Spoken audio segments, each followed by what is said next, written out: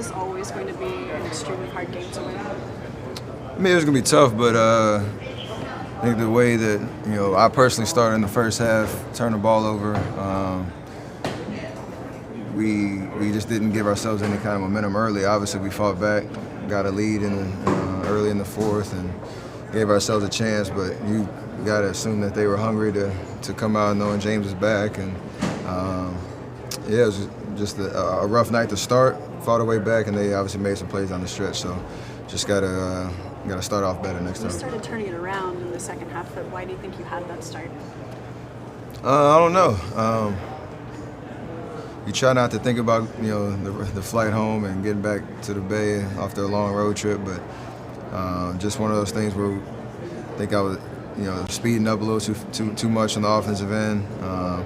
And we know the recipe against this team. Obviously, they're going to shoot a lot of threes. They're going to make some tough shots. But if you turn the basketball over and if you foul, which we did all that in the first half, then that plays right into their hands. So just a lack of focus on the game plan.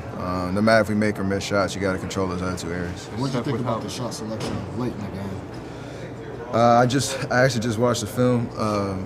I made two of the worst plays of the season on those two possessions. I got a steal and KD's wide open for a dunk. I throw it to Clay with a contested three, and then the same thing the play before that. KD was coming off a pick and roll and he was butt naked open at the top of the key, and I made a read too soon. So kind of just one of those nights where I personally didn't have the right vision on the floor. So I got to take that responsibility for that one because it's pretty bad. What about some of the kind of more careless turnovers? There was that one in the first half. You're about 15 feet out. I already talked about all the turnovers. I'm not going to talk about specifics. How much better is this? How much better is this Rockets team than what you saw a year ago? I mean, how much did adding Chris change this team? I mean, they play the same way, but Chris gives them another ball handler to take a little bit of pressure off James throughout the course of the game. But the recipe against them is the exact same. Like I said, you can't turn the ball over. You got to have good possession so you can set your defense up and then don't foul. We've done that, I think, once against them when we got a win. So obviously James is out, but we know the recipe and we got to stick to it no matter what additions they made this year. Hey, Steph, when you're taking a long view of things, like to what degree is it important or not of trying to have home court? It's extremely important.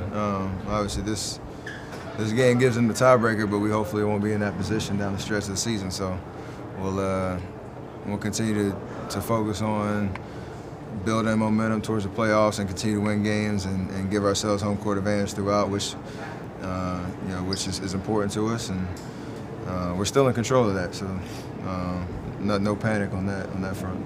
You guys, I know you guys respect all opponents, but does this year feel a little different as far as it seemed like you guys are really going to have a legitimate opponent that can possibly do some damage in the playoffs? Do y'all think like that?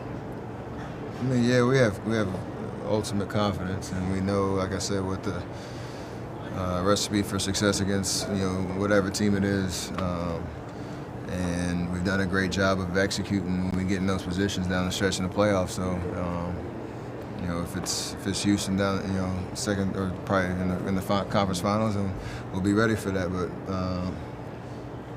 yeah, we understand how potent they are offensively. The things that they're trying to do defensively is try to get us out of our game, but at the end of the day, if we play our game and play it the right way, unlike tonight, we feel like we can be ourselves and win against anybody.